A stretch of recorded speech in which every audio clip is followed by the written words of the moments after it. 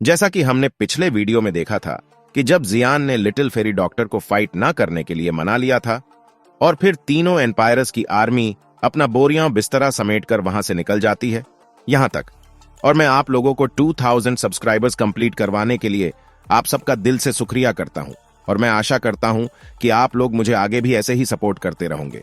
और दोस्तों, मैं आपको बता दूं कि मुझे बहुत कम ही टाइम मिल पाता है वीडियो बनाने के लिए, क्योंकि मैं 12th क्लास में हूं और मुझे स्कूल से आने के बाद कोचिंग में भी जाना होता है और कोचिंग से आने के बाद ही मुझे जो टाइम मिलता है मैं उसमें आप लोगों के लिए वीडियो बनाता हूं और इसलिए मैं ज्यादा लंबी वीडियो एक्सप्लेन नहीं कर पाता। इस सब के लिए मुझे माफ कर देना। और हां दोस्तों, अगर आपने अभी तक इसका पिछला एपिसोड नहीं देखा तो इसे देखने के बाद उसे भी देख लेना, लिंक डिस्क्रिप्शन में है। तो अब वीडियो शुरू करते हैं। आज इस लड़के के कारण हमारी अंपायर ओवरलॉर्ड फैक्शन बन चुकी है। अब जियान भी तीनों बड़ी एम्पायर्स की आर्मी को इस तरह फाइट को छोड़कर जाता देखकर हैरान होता है और जियान कहता है कि क्या लिटिल फेरी डॉक्टर इतनी स्ट्रांग बन गई है कि उसके एक ऑर्डर पर तीनों बड़ी एम्पायर्स की आर्मी फाइट को छोड़कर यहां से निकल ली। और इधर खड़ी जामा एम्पायर की आर्मी और सभी लोग कहते हैं कि आज उनका पूरा जामा एम्पायर खत्म होते होते बचा है। अब जियासिन भी ये देखकर हैरान होकर कहता है कि जियान ने इस पॉइजन सेक्ट की लीडर को आखिरकार फाइट छोड़कर जाने के लिए मजबूर कर ही दिया और इसलिए मैं तो बहुत खुश हूं। तभी जियान का भाई साउडिंग भी कहता है कि इस फाइट में जामा एम्पायर का चाहे जीतना भी नुकसान हुआ हो, पर एक बात अच्छी हुई है कि जामा एम्पायर अभी भी ठीक है। अब जियान क्वीन मेडुसा को थोड़ी स्माइल करके कहता है कि मुझे पता है कि तुम्हारे लिए ये 8 साल बहुत ही प्रॉब्लम्स से भरा हुआ होगा। और तभी क्वीन मेडुसा जियान को गुस्से में देखकर कहती है कि आखिरकार तुम्हारी कितनी फ्रेंड है जो तुमसे कहीं ना कहीं मिलती ही रहती है।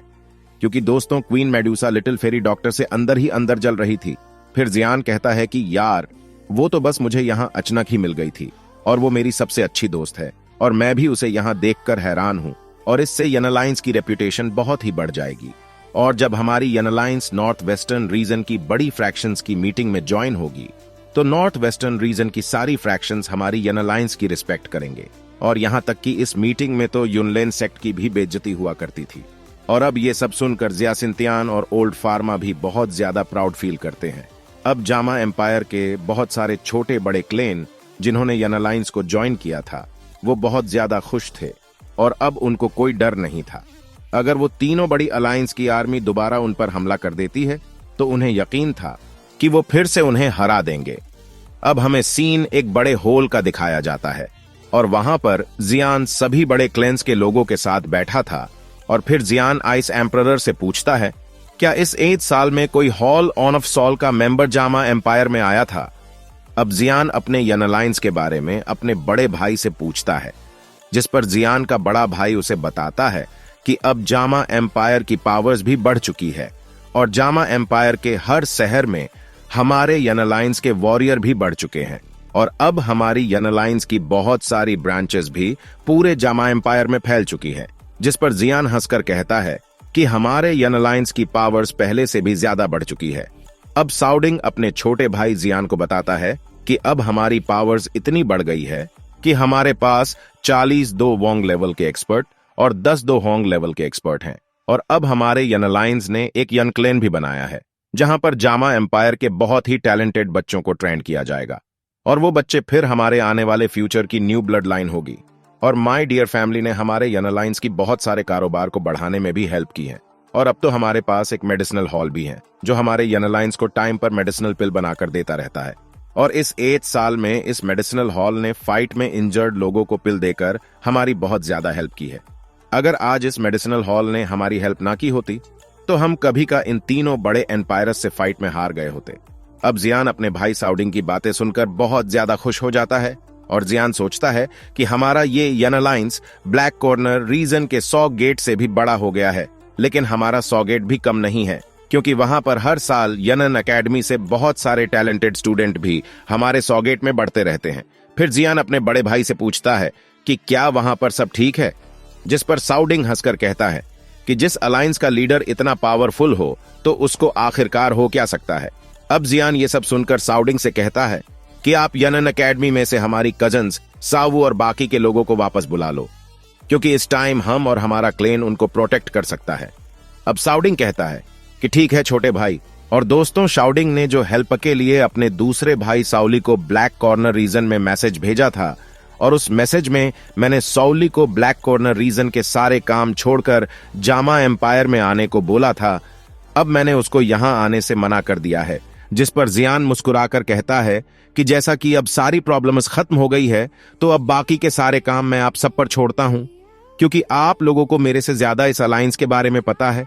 अब जियान की बातों को सुनकर हॉल में बैठे सभी लोग कहते हैं कि यह लड़का लीडर तो बन गया है, लेकिन यह लड़का इस अलायंस से गायब ही रहता है। अब दोस्तों, हमारा सीन शिफ्ट होता है जियान की ओर, जो रात के टाइम एक माउंटेन पीक पर बैठा हुआ था, और वो माउंटेन पीक फोर्ट्स के काफी करीब था। और दूसरी ओर क्वीन मेडूसा भी एक पेड़ की डाल पर बैठी हुई थी। और फिर क्वीन मेडूसा जियान से कहती है कि क्या हुआ, क्या तुम्हारी वो पॉइजन सेक्ट की लीडर अभी तक नहीं आई? और मुझे तो ऐसा लग रहा है कि वो तुम्हें ऐसे ही वेट करा रही है। जिस पर जियान वहां बैठे बैठे ही क्वीन मेडूसा को कहता है कि मैंने तो तुमसे पहले ही कहा था कि तुम मेरे पीछे मत आओ, और कहीं तुम्हें यह तो नहीं लग रहा है कि वो लिटिल फेरी डॉक्टर मुझे यहां मार देगी? जिस पर क्वीन मेडूसा कहती हैं, हाँ हो सकता है, और क्या पता कि तुम्हारी वो लिटिल फेरो डॉक्टर तुम्हें यहां अकेला देखकर मार दे और फिर जामा एम्पायर पर हमला कर दें, और फिर उस टाइम मैं अकेली जामा एम्पायर को नहीं बचा पाऊंगी। तभी जियान हंसते हुए कहता है कि ओ अच्छा जी, लेकिन उसी टाइम आसमान में एक प्यारी सी लड़की आ जाती है जिसने व्हाइट कपड़े पहने हुए थे, और वह लड़की दोनों की तरफ चलकर आने लगती है, और यह और कोई नहीं, लिटिल फेरी डॉक्टर थी। जिसे देखकर जियान खुश हो जाता है और वहां से उठकर कहता है कि लिटिल फेरी डॉक्टर, फाइनली तुम यहां आ ही गई। अब little fairy doctor queen Medusa और जियान के पास आकर कहती हैं कि इन तीनों एम्पायर्स की आर्मी को वापस भेजना मेरे लिए काफी ज्यादा मुश्किल था, और बहुत सारे लोगों ने मेरी बात का विरोध भी किया, बट फाइनली उनको मेरी बात माननी ही पड़ी। लेकिन बाकी के दो सेक्ट, गोल्डन जीसस सेक्ट और मुलान वैली के एल्डर, शायद अभी के लिए तो मान गए हैं, लेकिन मुझे नहीं लगता कि वो लोग ज्यादा टाइम के लिए मानेंगे। अब जियान यह सुनकर कहता है कि जब मैंने उन दोनों सेक्ट के लीडरों को फाइट में हरा दिया था, तो अब उन लोगों को पीछे हट जाना चाहिए। जिस पर लिटिल फेरी डॉक्टर जियान को बताती है कि जिस येल्लो आर्टियान और मुलान वैली के एल्डर्स को तुमने फाइट में सीरियसली इंजर्ड क्यों ना कर दिया हो, और उनके सेक्ट की स्ट्रेंथ उनसे भी कई गुना ज्यादा है, क्योंकि उनके सेक्ट के पास बहुत सारे हाई लेवल के एल्केमिस्ट है। और जहां तक मैं जानती हूं कि येल्लो आर्टियान और मुलान वैली के एल्डर्स बहुत ही जल्दी रिकवर भी हो जाएंगे, और फिर उस टाइम वो दोनों के सेक्ट मिलकर एक बार फिर से जामा एम्पायर पर अटैक कर देंगे। अब लिटिल फेरी डॉक्टर की बात सुनकर जियान थोड़ा परेशान हो जाता है, क्योंकि अगर ऐसा होता है तो जामा एम्पायर फिर से एक बड़ी फाइट में फंस जाएगा। अब लिटिल फेरी डॉक्टर की बातें सुनकर क्वीन मेडूसा अपना तेज दिमाग दौड़ाते हुए कहती है कि गोल्डन जीसस सेक्ट और मुलान वैली सेक्ट की असली पावर येल्लो आर्टियान और मुलान वैली के तीनों एल्डर्स है, और अगर हम इनको रिकवर होने से पहले ही मार दे तो उन दोनों सेक्ट की पावर्स खत्म हो जाएगी, और फिर वो कभी भी जामा एम्पायर पर अटैक नहीं कर पाएंगे। अब जियान क्वीन मेडूसा की बात सुनकर कहता है कि क्वीन मेडूसा, तुम इतनी टैलेंटेड बातें कब से करने लगी हो? फिर जियान सोचता है कि आखिरकार क्वीन मेडूसा बोल तो सही ही रही है, और येल्लो आर्टियान और मुलान वैली के एल्डर्स इस टाइम सीरियसली इंजर्ड भी है, और ये हमारे लिए बेस्ट अपॉर्चुनिटी है कि हम उनको मार दें, वरना जामा एम्पायर के लोगों को फ्यूचर में बहुत ज्यादा प्रॉब्लम्स को फेस करना पड़ेगा। अब जियान लिटिल फेरी डॉक्टर की ओर देखकर सोचता है कि अगर लिटिल फेरी डॉक्टर ने येल्लो आर्टियान और मुलान वैली के एल्डर्स को मारने से हमें रोक दिया, तो हमारा प्लान यहीं पर फेल हो जाएगा। अब लिटिल फेरी डॉक्टर जियान को अपनी तरफ देखता हुआ देखकर सोच में पड़ जाती है, लेकिन तभी queen Medusa little fairy doctor के पीछे आकर उसका रास्ता रोक लेती है, ताकि अगर लिटिल फेरी डॉक्टर येल्लो आर्टियान और मुलान वैली के एल्डर्स को मारने से हमें रोकेगी तो इसको तुरंत मार सके। लेकिन little fairy doctor queen Medusa को ऐसा करता देखकर कहती हैं कि अगर मैं यहां से जाना चाहूं तो तुम मुझे रोक भी नहीं पाओगी। अब क्वीन मेडूसा भी गुस्से में लिटिल फेरी डॉक्टर से हुए कहती हैं कि तो फिर आ जाओ। जब जियान इन दोनों पागल औरतों को लड़ते हुए देखता है तो जियान के सर में दर्द होने लगता है, और फिर जियान इन दोनों को लड़ते हुए रोककर लिटिल फेरी डॉक्टर से कहता है कि मैं यन अलायंस का चीफ हूं, और मुझे इन लोगों से अपने जामा एम्पायर के लोगों को बचाने के लिए येल्लो आर्टियान और मुलान वैली के एल्डर्स को मारना ही होगा। जिस पर लिटिल फेरी डॉक्टर जियान को इतना सीरियस देखकर कहती है कि तो फिर ठीक है, तुम्हारे रास्ते में नहीं आओगी, और वैसे भी येल्लो आर्टियान और मुलान वैली के एल्डर्स मेरे बारे में गंदी सोच रखते थे, और ना ही मेरे अलायंस के साथ इतने सीरियस थे, और इसलिए तुम उनके साथ जो भी करना चाहते हो वो करो, मैं तुम लोगों के बीच में नहीं आऊंगी। अब यह सब सुनकर जियान बहुत ज्यादा खुश हो जाता है और कहता है कि तुम अब भी मेरी दोस्ती नहीं भूली। अब little fairy doctor queen Medusa को इग्नोर करते हुए जियान से कहती है कि अभी तीनों अंपायर्स की आर्मी इस टाइम मेरे चूनीन अंपायर के बॉर्डर पर है और यल लुआटियान और मुलान वैली के तीनों एल्डर्स जो सीरियसली इंजर्ड है, लेकिन इस टाइम सभी आर्मी उनकी प्रोटेक्शन कर रही होगी और उनका डिफेंस बहुत ही ज्यादा टाइट होगा। जिस पर जियान हंसकर कहता है कि इसकी तुम टेंशन मत लो, इन सभी को हम अपने आप देख लेंगे। जिस पर लिटिल फेरी डॉक्टर जियान से कहती है कि इस सिटी के बाहर वाले डिफेंस को तो मैं खुद ही देख लूंगी और फिर सबको बोल दूंगी कि मैं अपनी इंजरीज को रिकवर करने के लिए चली गई थी और फिर तुम लोग अटैक कर देना, और अगर तुम अपने उस अटैक में फेल हो गए तो मेरा पॉइजन सेक्ट बदनाम हो जाएगा। जिस पर जियान लिटिल फेरी डॉक्टर को फिक्र ना करने को कहता है। जिस पर लिटिल फेरी डॉक्टर एक छोटी सी स्माइल के साथ जियान से कहती है कि अब तुम मुझे ये बताओ कि तुम मेरी इस पॉइजनस बॉडी को कंट्रोल करने में मेरी हेल्प कैसे कर पाओगे। जिस पर जियान अपनी मास्टर की रिंग में से एक स्क्रोल निकालता है और उस स्क्रोल को लिटिल फेरी डॉक्टर को देते हुए कहता है कि ये तुम्हारी पॉइजनस बॉडी को ठीक करने का मेथड है, लेकिन जो मेडिसिनल इंग्रेडिएंट्स इसके लिए चाहिए वो बहुत ही ज्यादा मुश्किल से मिलते हैं। अब स्क्रोल जियान के हाथों में देखकर लिटिल फेरी डॉक्टर बहुत ज्यादा खुश हो जाती है। अब उस स्क्रोल में मास्टर याओ लाओ ने लिखा हुआ था, अगर कोई पॉइजनस बॉडी मरने वाली होती है तो इसका मतलब यह है कि जब पॉइजनस बॉडी अपने आप को जिंदा रखने के लिए बहुत सारा पॉइजन अब्जॉर्ब कर लेती है और जब वो पॉइजनस बॉडी अपनी लिमिट पर पहुंच जाती है तो तब वह पॉइजनस बॉडी उस पॉइजन पर अपना कंट्रोल खो देती है और फट जाती है, और इस बॉडी से निकलने वाले पॉइजन से 500 से 1000 किलोमीटर तक के लोग मरना शुरू हो जाते हैं। और यह पॉइजनस बॉडी बहुत ही कीमती होती है और यह लाखों लोगों में से किसी एक के पास ही होती है, और पॉइजनस बॉडी को कंट्रोल करना सीख जाए तो वो बहुत ही ज्यादा स्ट्रांग हो जाता है, लेकिन इसको काबू करना बहुत ज्यादा मुश्किल होता है। और जिस मेथड से इस पॉइजनस बॉडी को कंट्रोल किया जा सकता है उस मेथड को पॉइजन पिल मेथड कहते हैं, और इस मेथड में पिल को खाना होता है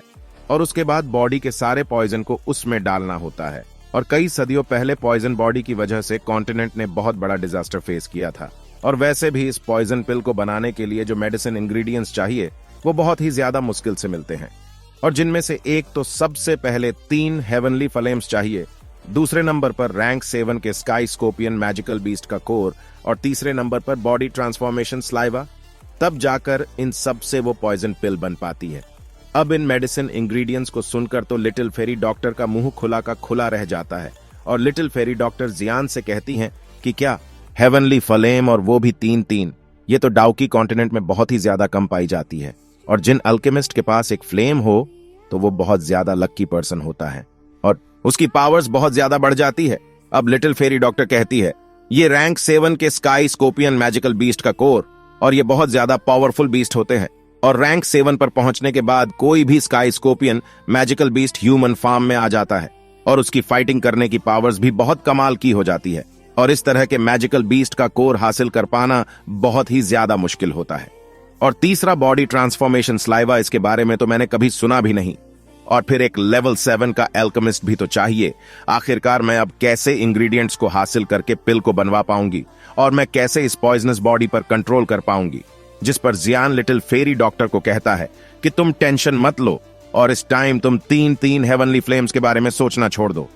क्योंकि ये मेरे पास है। तुम बस स्काई स्कॉर्पियन बीस्ट का कोर और बॉडी ट्रांसफॉर्मेशन स्लाइवा इनके बारे में सोचो। अब लिटिल फेरी डॉक्टर जियान की बातें सुनकर हैरान होकर कहती है कि क्या तुम्हारे पास 3 हेवनली फ्लेम्स है? आखिरकार एक आदमी के पास 3-3 हेवनली फ्लेम्स कैसे हो सकती है, और तुम 3 फ्लेम्स एक टाइम में अपनी बॉडी में कैसे रख पा रहे हो? अब जियान लिटिल फेरी डॉक्टर को अपनी ग्रेश फ्लेम दिखाता है, फिर वो इसको कन्वर्ट करके 2 प्लेस में डिवाइड कर देता है, और अब जियान के एक हाथ में ग्रीन लोटस फ्लेम और दूसरे हाथ में फॉलन हार्ट फ्लेम थी, और फिर जियान के माथे पर बनी फायर सील में से भी एक व्हाइट फ्लेम निकलना स्टार्ट हो जाती है, और वो बोन चिल्लिंग फ्लेम थी। अब लिटिल फेरी डॉक्टर जियान के पास 3 हेवनली फ्लेम्स देखकर बहुत ज्यादा खुश हो जाती है, और वो कहती है कि तो अच्छा जी, इसी कारण तुम किसी भी 2 जोंग लेवल के वॉरियर्स से बहुत आसानी से फाइट कर पाते हो, लेकिन हमें अब भी स्काई स्कॉर्पियन बीस्ट का कोर और बॉडी ट्रांसफॉर्मेशन स्लाइवा चाहिए। जिस पर जियान कहता है कि तुम टेंशन मत लो,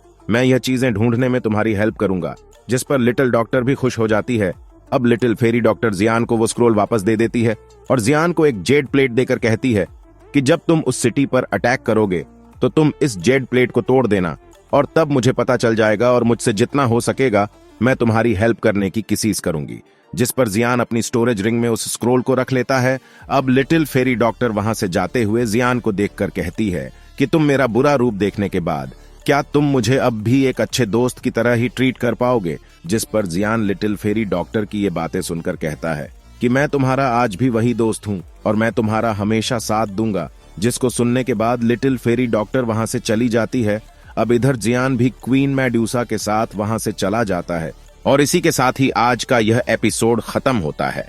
अगर आप सभी अगला एपिसोड चाहते हो, वीडियो को लाइक और चैनल को सब्सक्राइब कर लो। तो फिर मिलते हैं अगली वीडियो में। तो अभी के लिए बाय बाय दोस्तों।